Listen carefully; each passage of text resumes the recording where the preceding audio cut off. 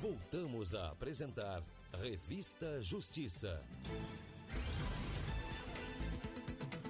Estamos de volta, começando a terceira hora do Revista Justiça, sexta-feira, 19 de maio de 2023.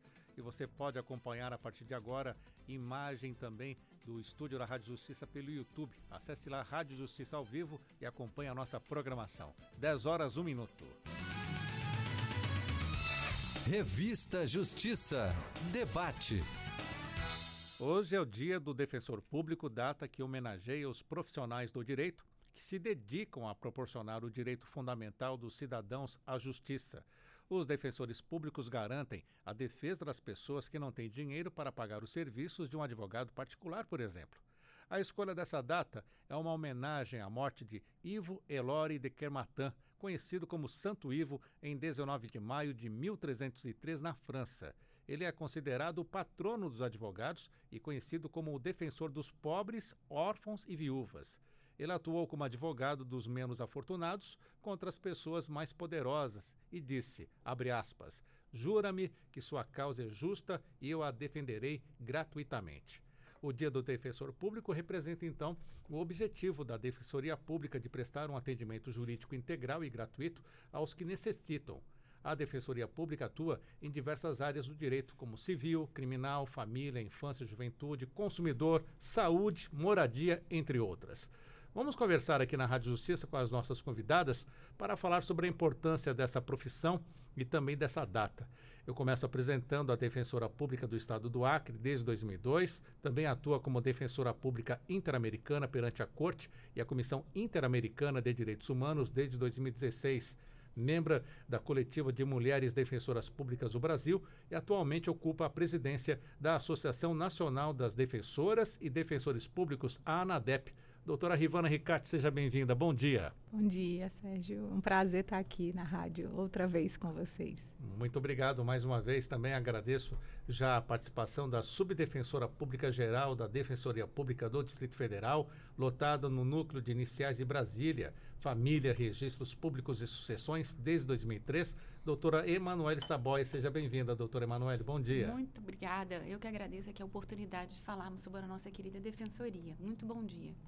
Vamos começar então, doutora Rivana Ricarte. Vamos explicar para o nosso ouvinte qual é o papel então da Defensoria Pública na garantia dos direitos humanos e também da cidadania, doutora? O papel é essencial. Sem a Defensoria Pública, a gente não teria esse acesso à justiça, garantia da cidadania e promoção dos direitos humanos. Gosto sempre de falar isso, constitucionalmente falando, não que outras instituições também não promovam direitos humanos, mas na Constituição, a única instituição que está lá prevista como promotora de direitos humanos é a Defensoria Pública. Então, o artigo 134 da Constituição traz esse arcabouço do que é a Defensoria Pública, essa instituição criada pelo Estado para garantir o acesso à justiça às pessoas em situações de vulnerabilidades.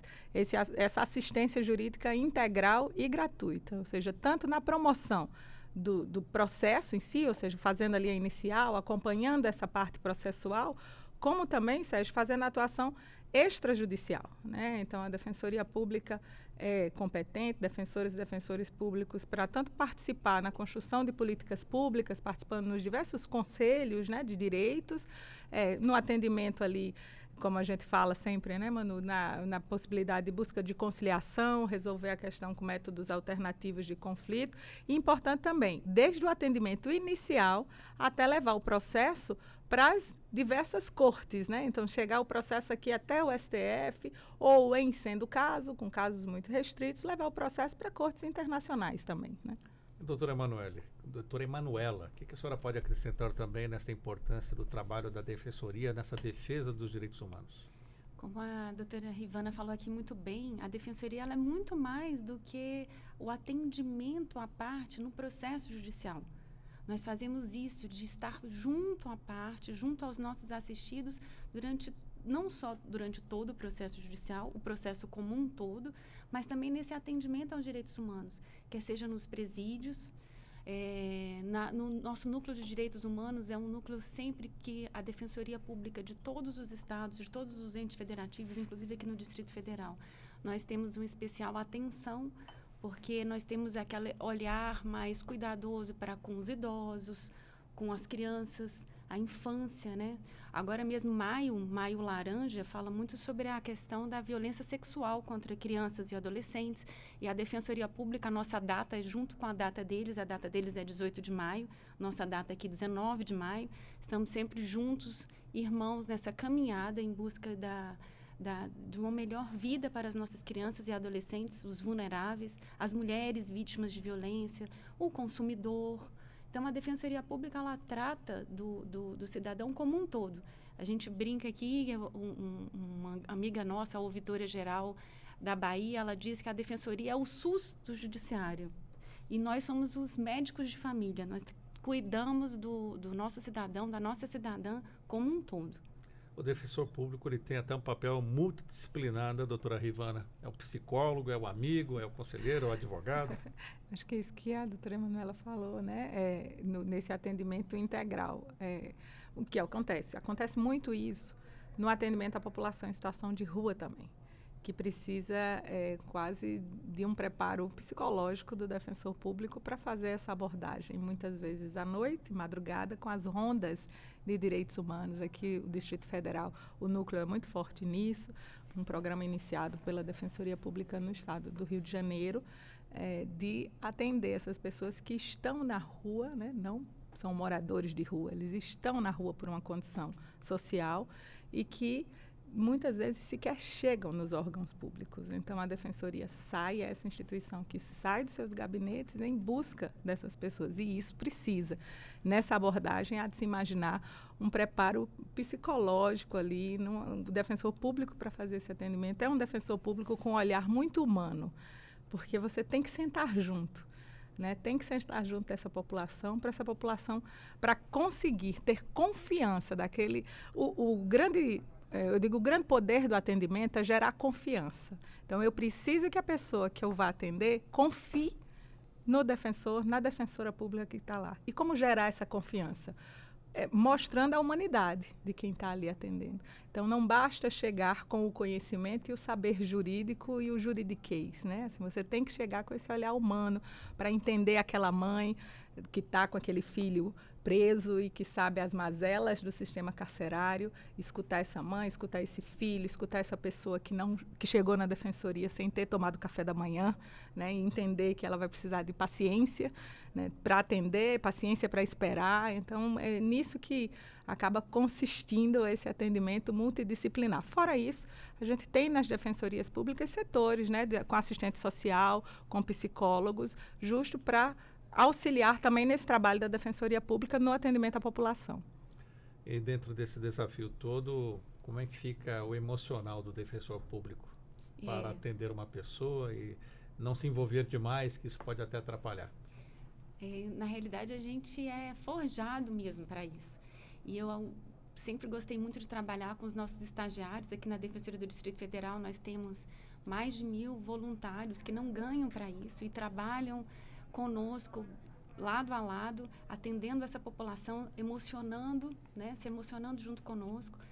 E a Defensoria, para demonstrar, inclusive, essa proximidade, esse acolhimento e essa possibilidade de uma oitiva mais qualificada, a doutora Rivana é uma entusiasta disso. Nós criamos as posses populares. O Rio de Janeiro faz isso muito bem. Como chama? Posses populares. Posses populares. E eu gosto de acreditar que o presidente Lula, ao fazer sua posse popular, né, que ele recebeu, foi empossado por pessoas, né, que fragilizadas, vulneráveis, ele não deixou de se espelhar na Defensoria Pública. A Defensoria Pública da Bahia também, à época, o defensor público geral, Dr. Rafson, fez isso muito bem, conduziu isso muito bem junto com as ouvidorias no Rio de Janeiro. Sim, aqui vários estados. Vários entes federativos, Amazonas. Amapá. E a doutora Rivana sempre foi uma entusiasta dessa posse popular, para demonstrar que quem nos dá posse é a população vulnerável. Sim. É deles que nós recebemos o diploma e que nós estamos sempre mais perto deles, porque é para eles que nós trabalhamos. Então, o defensor, aqui dentro do sistema de justiça, é aquele que não está no gabinete. E todas as defensorias, elas estão se programando para criar um sistema mais itinerante.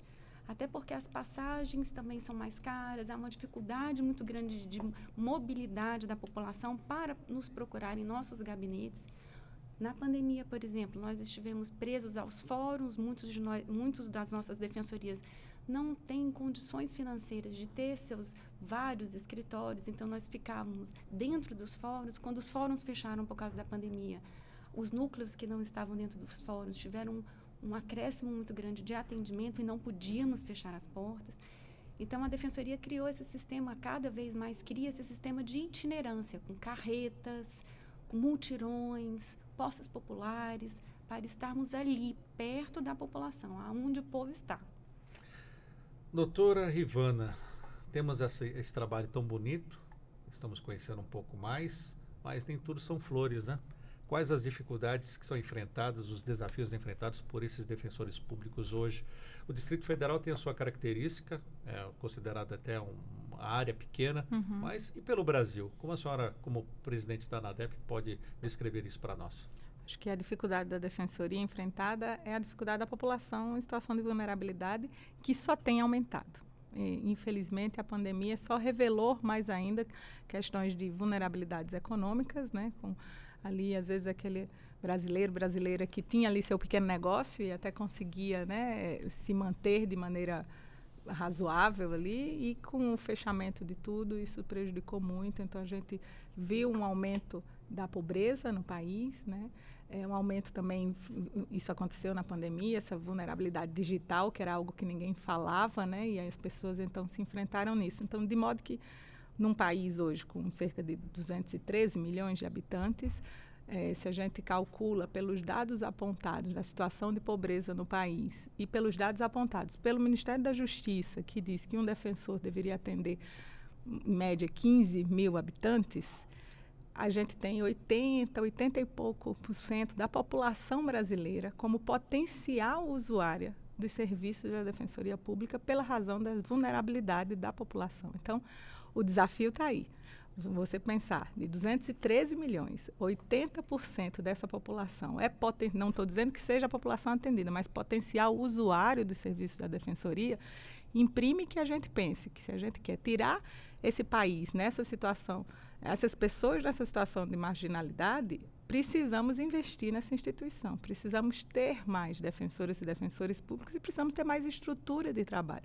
Não é só a figura do aumentar o número da defensora e do defensor público. A estrutura e o orçamento das defensorias é o que vai possibilitando essa ampliação de atendimento com esses mecanismos que a doutora Emanuela já mencionou. Ou seja, né, trabalhando com essa itinerância, trabalhando de maneira lógica para aumentar o número das defensoras e defensores públicos, aumentar a capacidade desse trabalho. Eu posso falar de maneira até feliz e positiva que a gente tem conseguido um crescimento das defensoras e defensores públicos e das defensorias nos estados e no Distrito Federal. Esse reconhecimento vem sendo alcançado paulatinamente em alguns estados com maior velocidade, em outras regiões do país com um pouco menos de velocidade, mas, de um modo geral, de 2013 para cá, né, que é o número que a gente vai falando aí da Emenda Constitucional 80, que era a PEC das comarcas, que apontava pelo legislador, então, ali constituinte, o sonho de ter defensoria pública em todas as comarcas no Brasil até o final do ano passado. Ainda que não tenhamos chegado em todas as comarcas, o número de atendimentos da defensoria aumentou muito, o número de defensoras e defensores públicos quase dobrou, né, nesse período das defensorias nos estados e no Distrito Federal. Isso implica também que a capacidade de atendimento também melhorou muito mais, né, seja com os núcleos coletivos, a doutora Emanuela falou aí do Núcleo de Direitos Humanos e de várias outras maneiras de organização, graças à estrutura sendo melhorada. O desafio é que a gente consiga fazer isso, seja em todos os estados. Temos estados mais carentes, então, regiões mais carentes, doutora?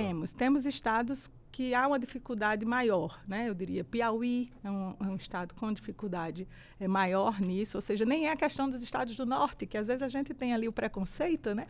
Mas não, o Amazonas por ser um estado muito grande, né? De fato, mas quando você vê o meu estado no Acre, a situação já está muito melhor do que a situação quando eu entrei na Defensoria, há 20 anos atrás.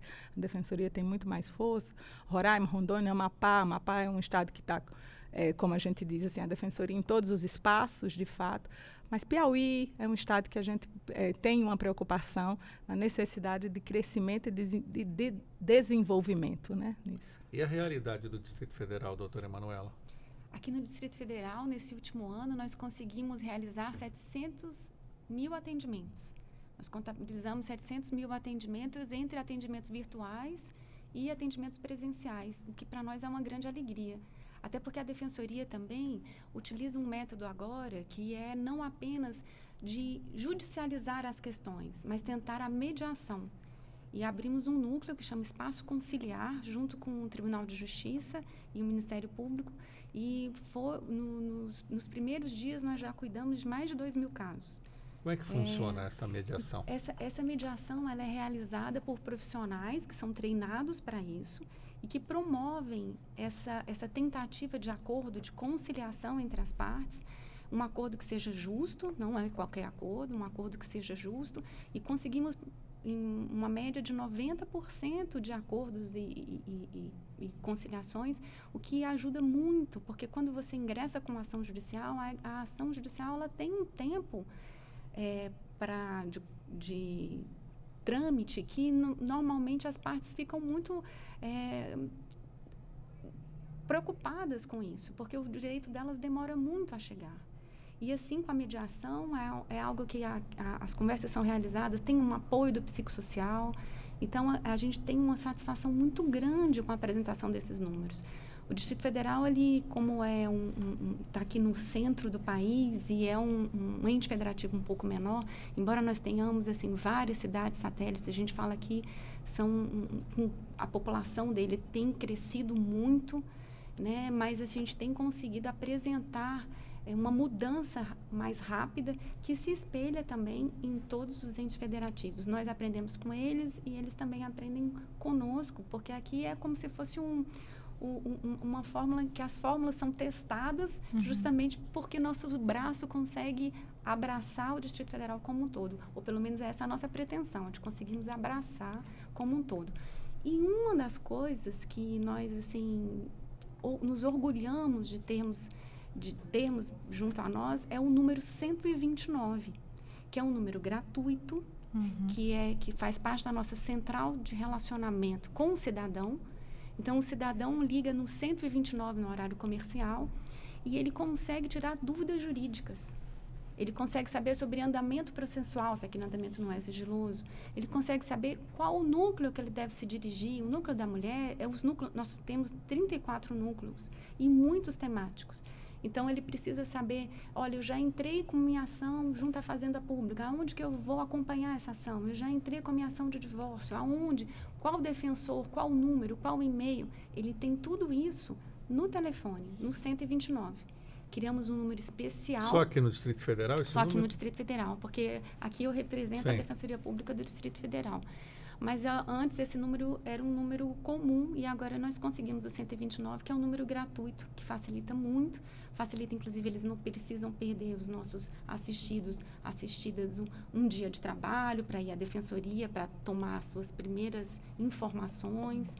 E temos um número especial, um ramal, que é o ramal 4, só para mulheres vítimas de violência doméstica. E pretendemos agora, em homenagem ao mês de maio, criarmos o número 5, que é para as crianças e adolescentes vítimas de exploração sexual. Então, isso nos facilita esse contato, essa proximidade. E para nós é uma satisfação muito grande termos criado, e agora começou esse ano. Muito bem, estamos conversando aqui na Rádio Justiça, estamos falando sobre o Dia do Defensor Público, da Defensora Pública, e você também pode nos acompanhar pelo YouTube. Doutora Rivana Ricarte, as pessoas falam, Defensoria Pública existe, mas quem pode utilizar a Defensoria Pública? todas as pessoas que estão em situações de vulnerabilidades. E por que eu uso esse termo? Porque não é a questão de situação econômica. Normalmente pensamos assim, quem não tem dinheiro que faz o uso da defensoria. E não é assim. Isso é o que a gente primeiro pensa, né? Mas não é apenas isso, né? A Defensoria Pública, a situação de vulnerabilidade de alguém está muitas vezes ligada à vulnerabilidade econômica. Mas às vezes não é só isso. Uma mulher vítima de violência doméstica é uma pessoa que está em uma situação de vulnerabilidade e às vezes não é uma vulnerabilidade econômica, é uma vulnerabilidade social. Às vezes ela até está numa casa boa, né, com condições ali sociais boas, Sim. mas está em extrema vulnerabilidade. E a Defensoria Pública atende a essa pessoa também. Quando a gente pensa na vulnerabilidade econômica, também há uma realidade muito distinta em cada uma das unidades da federação. O valor do salário mínimo, o valor de compra do salário mínimo é diferente nos nossos diversos estados da federação. Por isso que não há uma regra absoluta.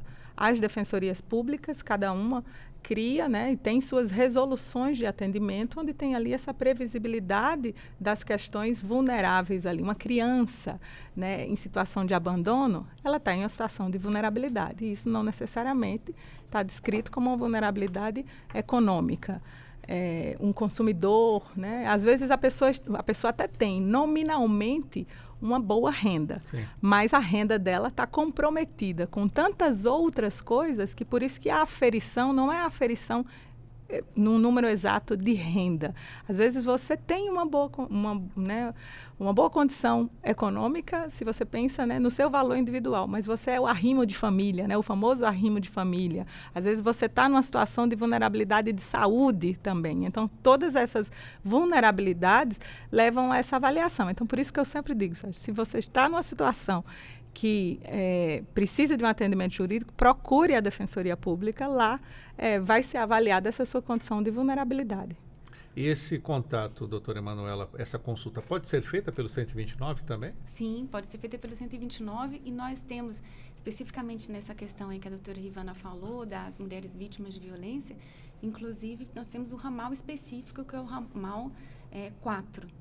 E eu falo sempre isso, que a Defensoria Pública, ela procura estar sempre mais próxima do cidadão, da cidadã. A gente tem dificuldade até por se chamar de doutor. A doutora Rivana, que tem um currículo tão lindo, né, que é mais do que doutora, e a gente costuma, desde que eu a conheci, eu a chamo de Rivana. E muito pouca gente me chama de Emanuela, ou doutora Emanuela. Todos chamam de Manu, né? A gente procura sempre estar mais próximo do cidadão. E essa proximidade, essa facilidade, ainda que seja para tirar uma dúvida, para saber o que fazer naquela hora do desespero, né? Como diz a camiseta que a ANADEP usa, né? Onde há defensoria, há justiça e cidadania. Sim, que são palavras do ministro Humberto Gomes de Barros, que foi nosso patrono. E a gente procura sempre estar próxima ao nosso público. Agora, em março, por exemplo, aqui no Distrito Federal, nós atendemos só com a nossa itinerância 600 mulheres. E quando o defensor atende, ele tem aquele carinho para escutar aquela mulher, que muitas vezes ela não consegue nem elaborar o problema, e nós, ao escutarmos o seu problema, ela vem para fazer um simples divórcio. E aí, na hora de falar, por exemplo, sobre regulamentação do tempo de convivência paterna, ela nos diz, olha, eu gostaria apenas de fazer as visitas para o meu filho, que o pai visite o filho e não a filha. Então, você precisa entender o que está por trás daquelas palavras, perguntar se ela quer ir para uma sala mais reservada, se ela pode tomar um café conosco, quer tomar um copo d'água, para que ela consiga elaborar o que está por trás daquilo dali, e a partir daquela escuta carinhosa, a gente conseguir entender o que a afeta, que medos ela tem, por que aquilo ali, para que a gente, junto com toda a nossa equipe, que aí entra psicossocial, que é importantíssimo, a Defensoria precisa muito do apoio psicossocial. É vital para nós que eles estejam sempre ao nosso lado.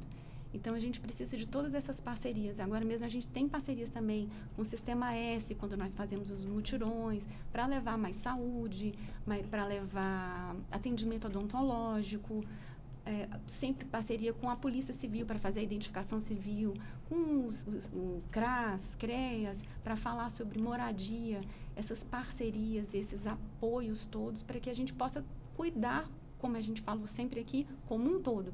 A gente cuida da parte jurídica, mas a gente procura também cuidar do cidadão, da cidadã como um todo. É um abraço geral. É um trabalho bem nobre e vemos essa situação, essa preocupação de vocês com os direitos humanos. Voltando a essa questão dos direitos humanos, a senhora até com a experiência, né, dentro da Comissão Interamericana de Direitos Humanos, o Brasil de vez em quando é lembrado por essas situações que provocam perplexidades sobre o que está acontecendo aqui no nosso país. Qual é o papel, então, da Defensoria Pública quando o Brasil é citado? Então, quando chega alguma demanda contra o Brasil lá, e é importante também falar contra outros países, as decisões da Corte são decisões que elas pretendem mudar a política pública no país. Então, qual é a responsabilidade nossa enquanto defensor e defensor público nisso? Internalizar essas decisões da Corte e fazendo, então, a partir delas, qualificando os nossos pedidos internos. O que seria isso, então? Quando há uma condenação específica, trabalhar no cumprimento dessa decisão, né? Muitas vezes ali não é fácil esse cumprimento da decisão, mas é necessário essa identificação. O último caso, um caso recente, faz uns 3 anos nessa condenação, da favela Nova Brasília. Um caso que envolve questões policiais no Rio de Janeiro, tem a fábrica de fogos na Bahia, que envolve questões de trabalhadores em condições análogas de escravos. Então, o próprio identificar quem foram essas vítimas depois, porque um processo que vai à corte é um processo que demora anos até a sua sentença. Então, às vezes, a estrutura de quem foi já está muito perdida para quem vai receber, por exemplo, isso do mínimo da indenização. Então, tem tanto esse trabalho de busca dessas pessoas, mas principalmente eu diria que o trabalho da Defensoria Pública é internalizar essas decisões dentro, para fazer então que as próximas ações do Estado não continuem gerando aquelas violações de direitos humanos. O caso Maria da Penha é esse, né? O caso Maria da Penha é um caso que não tem uma decisão da Corte Interamericana, ou seja, não foi uma condenação no Brasil, o caso parou na Comissão Interamericana, pelas soluções já criadas ali, entre elas a Lei Maria da Penha. Qual é a função da Defensoria Pública? Fazer com que a Lei Maria da Penha seja, de fato, aplicada. Nisso a gente precisa, tanto do ponto de vista interno na instituição, criar os núcleos de atendimento à mulher, fazer um atendimento especializado, que foi tudo isso que a Manu estava mencionando. Tem uma dificuldade chamada doutora Manuela mesmo. Então, a Manu estava mencionando, e isso em todos os estados. E isso necessita desse investimento da Defensoria Pública, porque a gente precisa, então, qualificar esse atendimento, né, ali interno. E eu digo que há um outro papel da Defensoria muito importante no uso do sistema internacional, que é levar ao sistema internacional a preocupação do Brasil. Como, Sérgio? Assim, acontece um fato X, você comunicar que aquilo está acontecendo, para que esses sistemas internacionais tenham já um olhar de cuidado dali. Quando há visita dos comissionados, né, dos relatores internacionais para verificar alguma questão no Brasil, seja a questão de liberdade de expressão, que acho que foi uma das visitas mais recentes, seja questões carcerárias, a Defensoria produzir relatórios qualificados com essa informação para municiar esses relatores, esses comissionados, esses juízes do que vem sobre a realidade do país, sob o olhar da Defensoria Pública. Se a gente pensa que as defensoras e defensores públicos hoje, né, a Defensoria existe nas 27 unidades da Federação, né, os 26 estados e o Distrito Federal. E se a gente está com essa capilaridade, é uma instituição que tem condição de apresentar para o sistema internacional um relatório com uma visão global.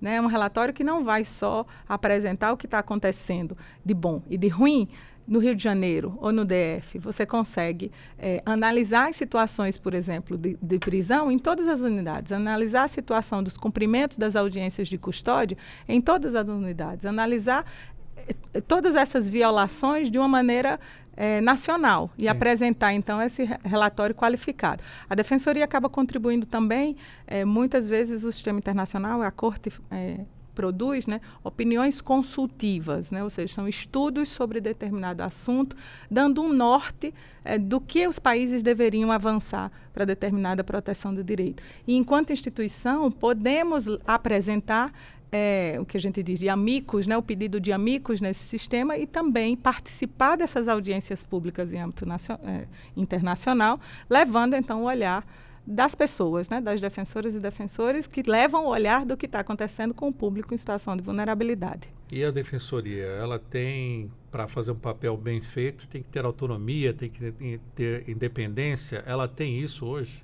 Então, a autonomia, a defensoria, então, criada do ponto de vista constitucional, por que eu friso isso? Porque já haviam estados que tinham defensorias públicas antes da criação na Constituição de 88. A gente tinha Rio de Janeiro, Mato Grosso do Sul, Minas Gerais, já tinha ali alguma organização de assistência jurídica e de defensoria, mas com a Constituição nasce em 88. Mas ela é criada e a gente ainda não tem em 88 isso, a autonomia que você está mencionando, né? A nossa autonomia administrativa vem com a reforma do judiciário em 2004. A gente consegue essa autonomia administrativa e com isso vai seguindo, né, outros passos de desenvolvimento da instituição. E é fundamental.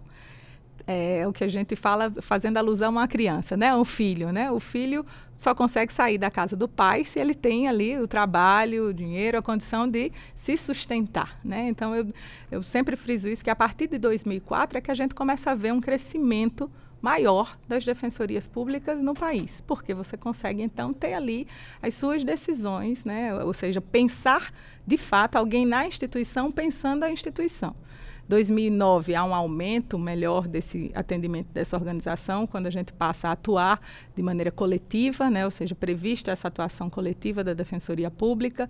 2014, quando novos princípios vão incorporando sobre a independência da Defensoria Pública, sobre, enfim, essa simetria constitucional com o Ministério Público, né, ou seja, dando um patamar constitucional nivelado ali na condição. O que a gente ainda não tem é a condição orçamentária semelhante, né? Então, a gente tem a autonomia administrativa, a gente faz a eleição do nosso chefe direto, né, dentre os membros da carreira, isso é uma conquista muito importante. Vocês mesmos que escolhem é uma lista tríplice? Formam uma lista tríplice e vai para o governador, né, e aí o governador nomeia dentre esses formados na lista tríplice, tal qual acontece com o Ministério Público, né, no âmbito dos estados. A lista vem sendo respeitada em todo o país? Vem sendo respeitada em todo o país, né? Porque, na verdade, é direito do governador escolher um dos 3 da lista. Isso faz parte do processo democrático. Então, o processo de eleição da defensoria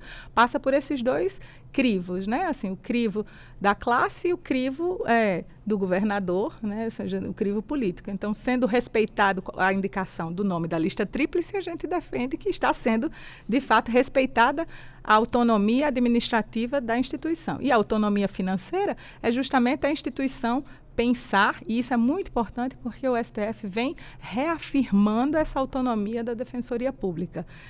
Do pensar administrativamente a instituição, para que o defensor, que é o gestor, o defensor público geral, pense por onde vai crescer a instituição, né? Porque isso são escolhas de crescimento.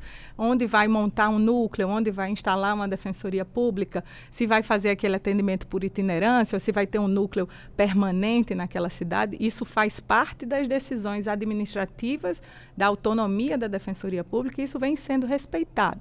Isso é uma conquista, porque por muito tempo se tentou, né, que quem dissesse para onde a defensoria deveria ir, né? Ou seja, aquele pai que dizia para onde o filho tinha que trabalhar. Com a autonomia, a gente garante esse outro espaço. Nós vemos a situação parecida com os advogados públicos, né, que buscam essa autonomia para fugir de qualquer viés político.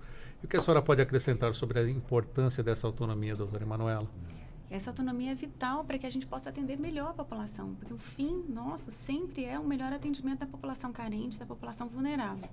Agora mesmo aqui no Distrito Federal, nós temos a intenção de criar um núcleo, já tem a defensoria programada e aí falta a criação da sede lá na comunidade do Sol Nascente, que é uma comunidade enorme, que cresceu com uma rapidez inesperada. A maior comunidade do Brasil, sim, né? Para não dizer favela, né? Sim, e nós precisamos abraçar essa comunidade verdadeiramente criando uma sede, estando lá junto com eles. A gente tem ido muito com a nossa carreta, mas às vezes a carreta ela não consegue entrar nas ruas, e então a gente vai com as nossas vans, monta tendas e faz esse atendimento junto com os nossos parceiros para ouvir o que eles precisam, entender o que aquela comunidade necessita e atendê-lo da melhor forma possível. Então, a Defensoria precisa crescer da mesma forma como as nossas comunidades crescem, muito rapidamente.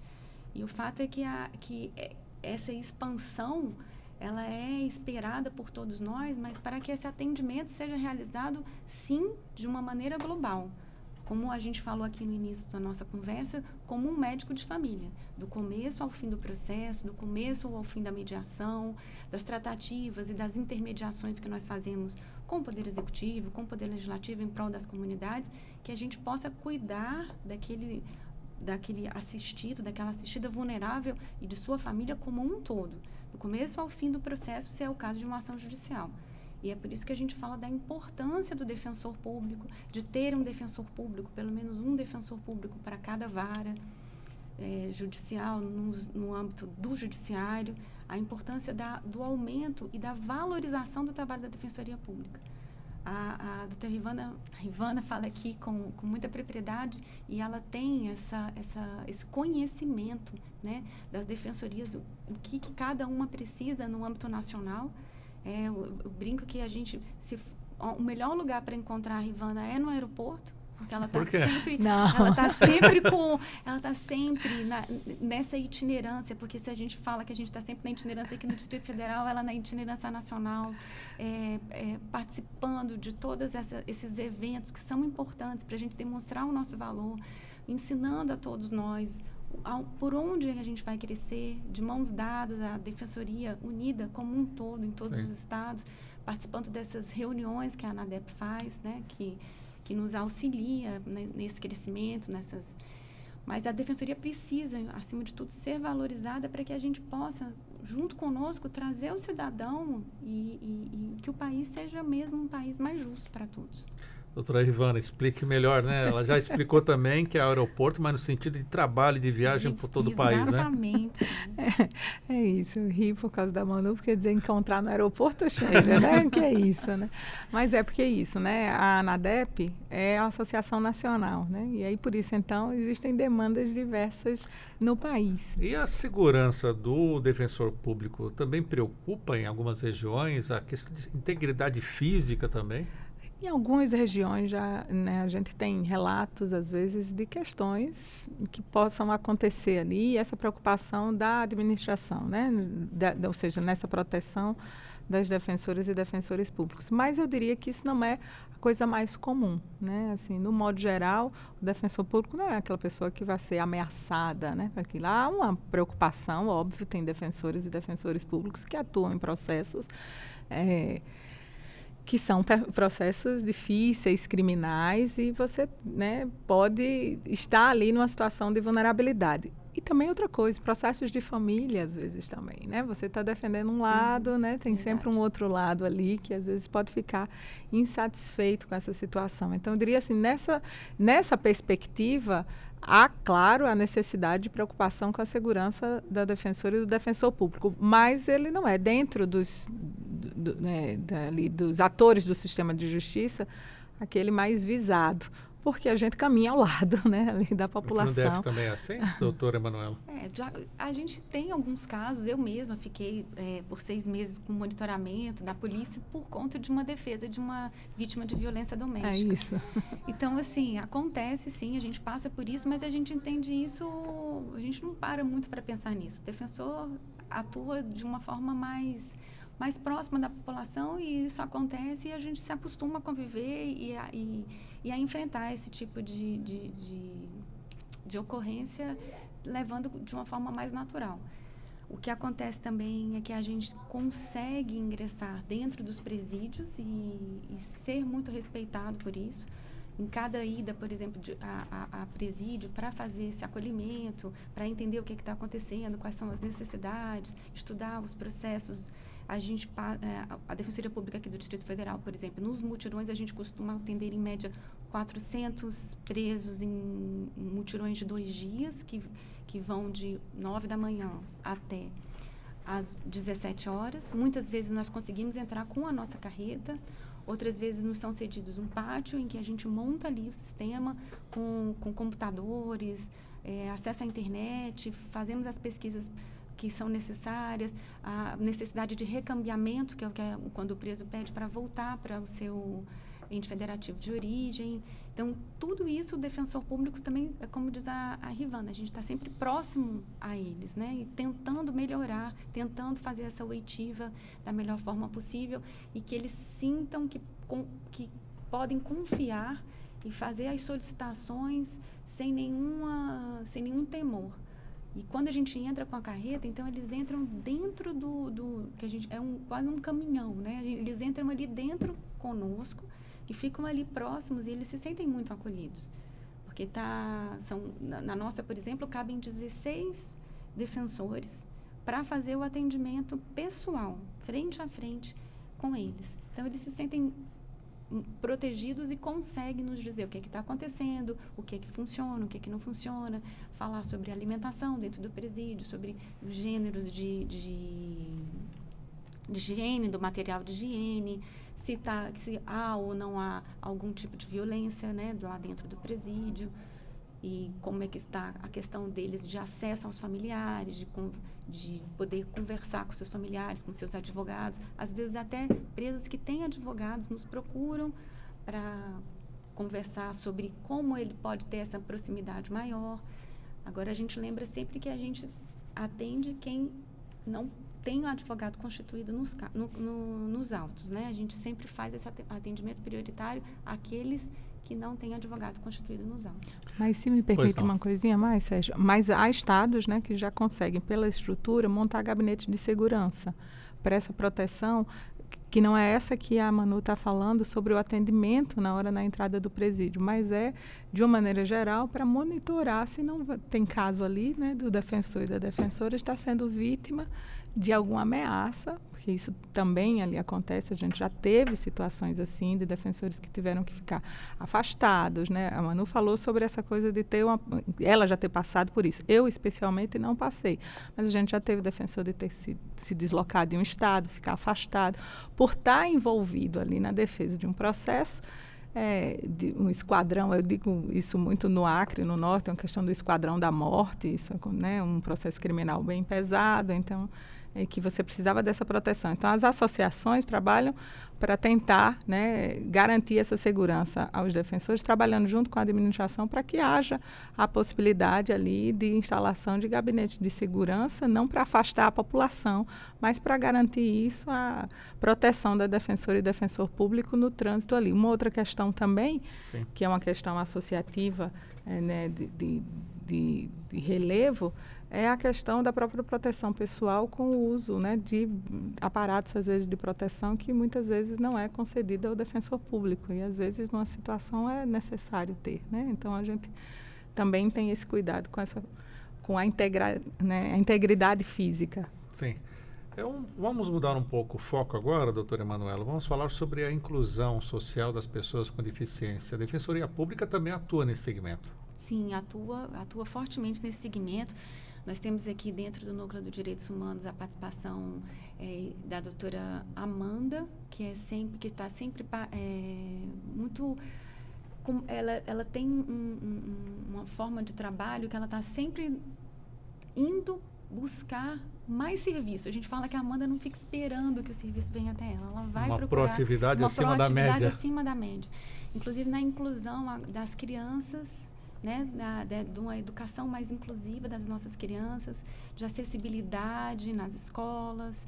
É uma pauta que a preocupa muito e é uma pauta que preocupa a todos nós. Aqui a Defensoria tem um serviço, como tem nos estados, né, que visa muito essa proteção das pessoas que têm qualquer tipo de deficiência.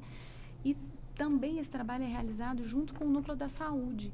A saúde também é um núcleo nosso muito forte, que a gente tem um volume muito grande de ações e de pedidos de participação da Defensoria na questão de medicamentos, na questão de tratamentos. Então, os dois núcleos trabalham sempre de forma muito unida, tanto o núcleo da saúde quanto o núcleo de direitos humanos, nessa participação, nessa ajuda aos nossos assistidos.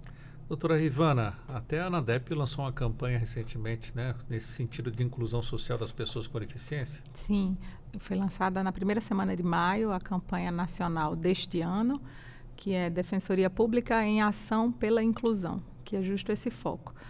Demonstrar o trabalho, né, mostrar o trabalho das defensoras e defensores públicos na defesa dos direitos das pessoas com deficiência, de maneira ampla, ou seja, abrangendo todas as deficiências. É uma campanha que a gente, todos os anos, a ANADEP lança uma nova campanha.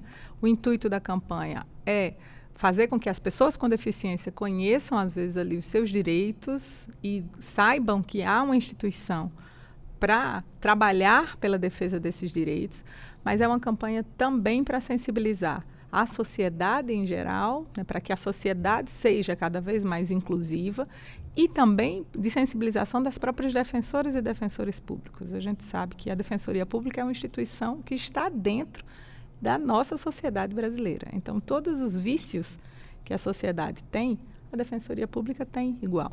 Estou falando dos problemas, por exemplo, arquitetônicos no país. As cidades não são inclusivas, os prédios não são absolutamente inclusivos. Se você fala aqui de Brasília, então, uma pessoa com deficiência visual caminhar ali pela Asa Norte, pela Asa Sul, pelo setor bancário, ali, se localizar naqueles prédios e você chegar sem piso tátil, sem qualquer possibilidade de informação, se é difícil para quem tem acuidade visual, chegar às vezes ali num prédio ali atrás, onde é que chega, onde é que está, para quem não conhece, né, aqui Brasília está nos ouvindo, onde é o prédio da sede da Polícia Federal, onde é o prédio, você não tem, às vezes, no emaranhado ali para descobrir. Imagina uma pessoa com deficiência visual. Então, a campanha também é para que a gente possa refletir, tenhamos prédios e espaços dentro da Defensoria Pública mais inclusiva, mais acessível, né?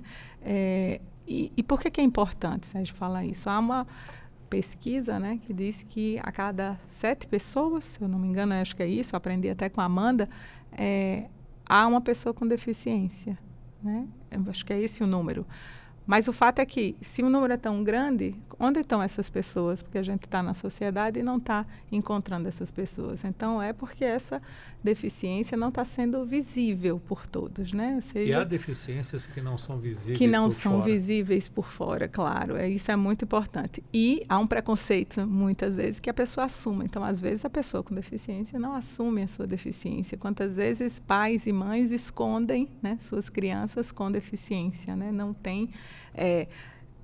Não encontram espaço na sociedade para isso, desde a educação, como a Manu mencionou, as escolas, né, de poder, então, possibilitar que essas crianças estejam nas escolas junto com outras crianças e, com isso, então, saiba que tem completo direito de se desenvolver, né, que a deficiência é apenas uma condição que a pessoa tem, né, enquanto tantas outras, e que existem os mecanismos aqui, né, eu uso óculos, então eu sou uma pessoa que preciso, né, disso, como tantas outras, mas não dizendo que eu tenha deficiência visual, não é isso, mas só dizendo que cada pessoa tem a sua condição, né, e essas condições não podem ser motivo de exclusão dessas pessoas na sociedade. A sociedade é que está errada, sim, porque não está incluindo todas elas. Então, as campanhas visam isso, né, e essa desse ano acho que é muito sensível para isso, né, desde crianças, desde idosos, todas as interseccionalidades que se cruzam com a pessoa, né. Doutora Emanuela, vamos dar mais exemplos que pessoas com deficiência podem recorrer à Defensoria Pública. Os principais casos que a Defensoria atua aqui no Distrito Federal, o que a senhora pode citar? A Defensoria Pública do Distrito Federal, ela tem essa, como diz a Rivana, essa vontade de trazer uma maior sensibilidade para a população como um todo. Então, a gente, junto com a nossa escola, a gente promove muitas palestras, a gente vai às escolas e a gente faz muito essa educação em direitos. Porque faz parte também da nossa obrigação constitucional, não é apenas a defesa processual, mas essa educação em direitos, para que tornar aquela pessoa um cidadão, uma cidadã, ela precisa saber quais são seus direitos e quais são seus deveres. Então, a gente tem um foco muito grande nisso, em educar, porque, como diz a Rivana, isso de você levar o conhecimento do que você tem direito, o que você pode buscar, quais são os seus direitos, da transparência, né?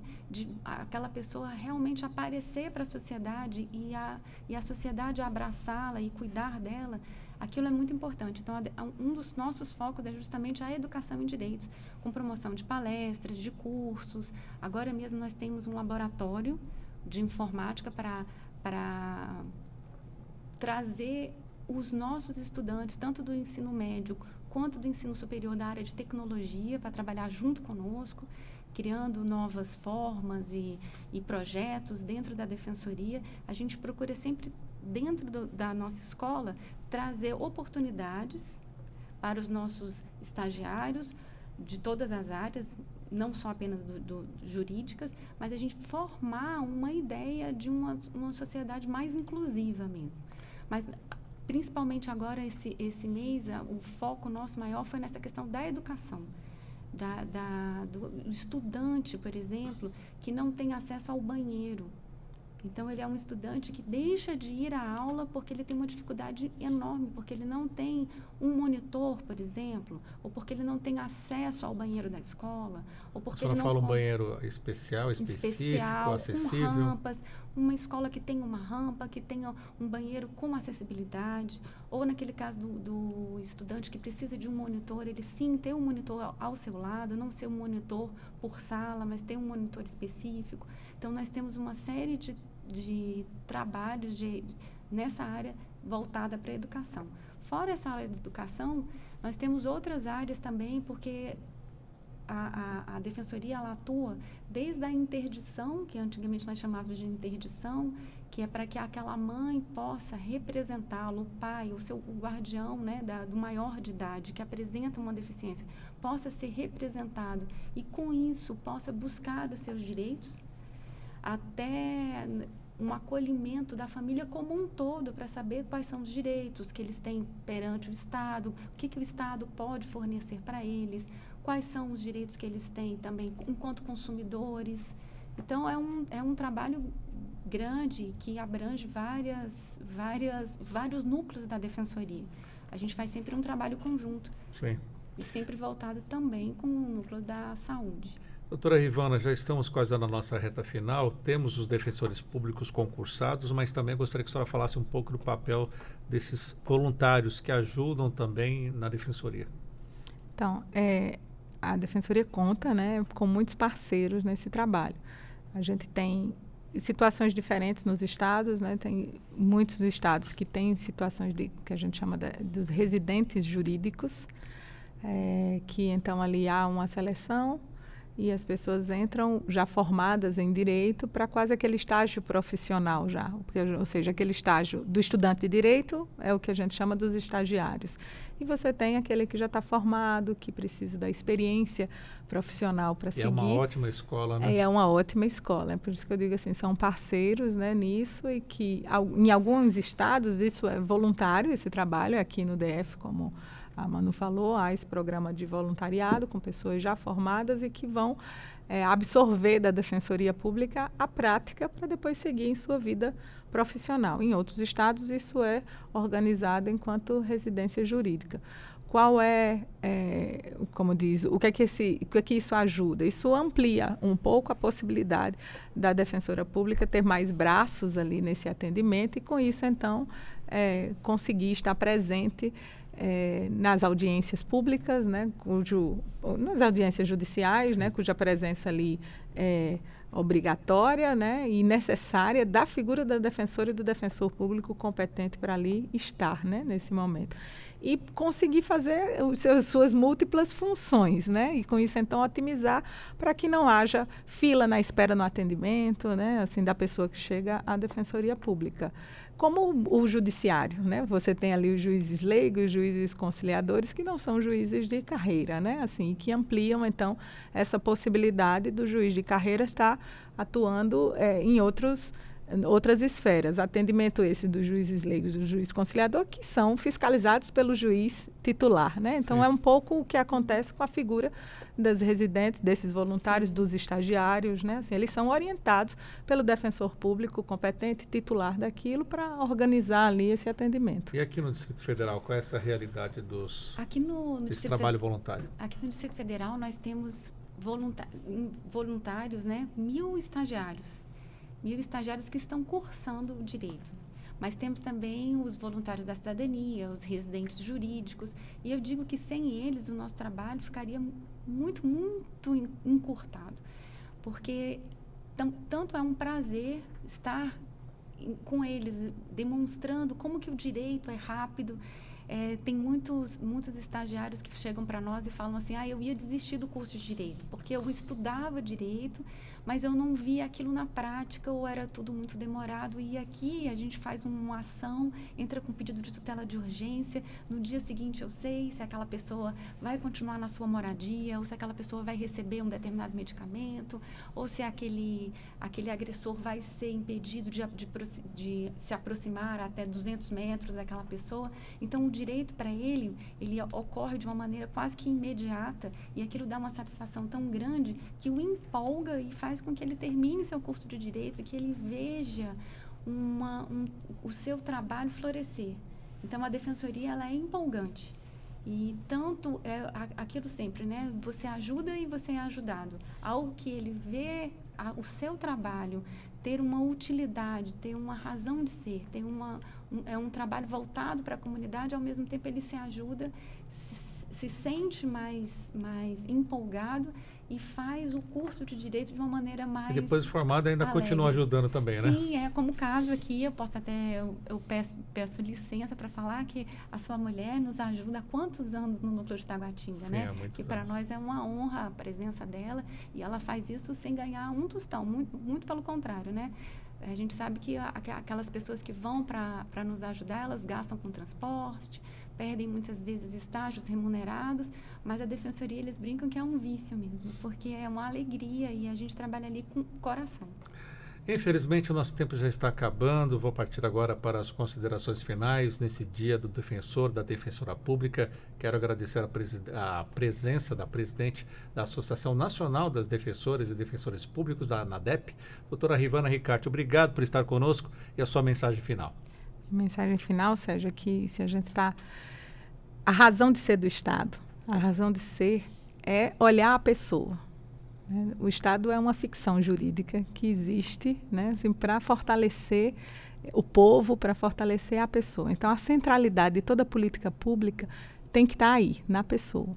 E se você pensa, eu volto a falar esse número, que 80% das pessoas estão em situações que são potenciais usuários do serviço da defensoria, investir na defensoria pública, investir no fortalecimento do modelo público constitucional de acesso à justiça, né, é investir nessa pessoa, é investir de tirar as situações de vulnerabilidade, retirar isso e dar a essa pessoa uma condição social digna, uma condição de acesso a todos os direitos, à saúde, à educação, à alimentação, moradia, né? Tudo isso é o que prevê, né, a Defensoria Pública. Então, que possamos investir nessa instituição e celebrar esse investimento no dia de hoje. Muito obrigado por estar conosco. Agradeço também à Subdefensora Pública Geral da Defensoria Pública do Distrito Federal, doutora Emanuela Saboia. Muito obrigado por estar conosco. A sua mensagem final.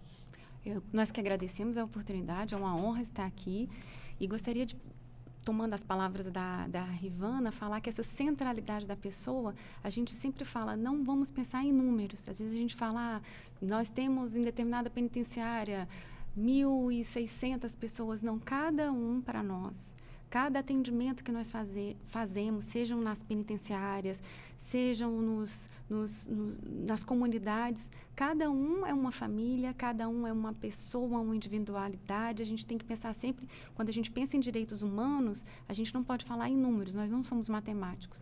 Nós temos que pensar que cada número representa uma pessoa, uma individualidade, um ser humano que precisa aparecer, sair da sua invisibilidade. E rapidamente, é o dia do defensor ou da defensora e estão trabalhando hoje com mutirão aqui no DF. Sim, estamos no mutirão na penitenciária feminina do DF. Hoje nós ficaremos das 9 da manhã até as 5 da tarde e estamos lá com mais de 20 defensores fazendo o nosso trabalho com a nossa carreta dentro do presídio feminino.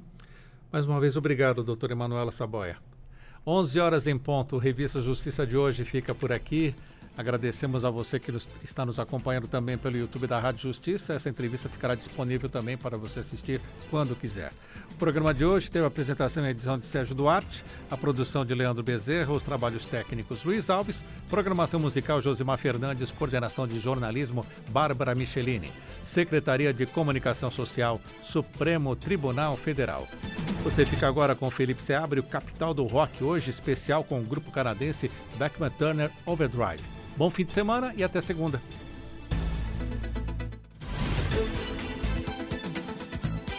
A Rádio Justiça apresentou Revista Justiça.